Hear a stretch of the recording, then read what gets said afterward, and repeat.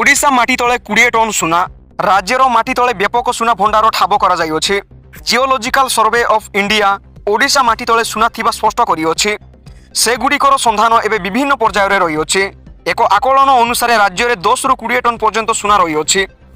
किछि मास तले खनि मंत्री विभूति भूषण जेना देइथिबा सूचना अनुसार देवगढ़र ओडस रासमल्ली सुंदरगढ़ नवरंगपुर केन्दुझर अनुगुल और कोरापुट सुना ठाब करा जाइछे।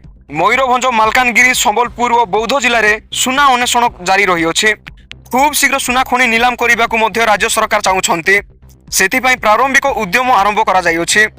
देवगढ़ में सुना खनि को नीलाम करने लगी ओडिशा खनि निगम और जीएसआई मिलित भाव उद्यम करुछन्ते। देश को प्रति वर्ष 700 रु 800 टन सुना आमदानी करा जाउछे। देश भितर वर्तमान सुधा सुना उत्पादन 1.6 टन सीमित रही।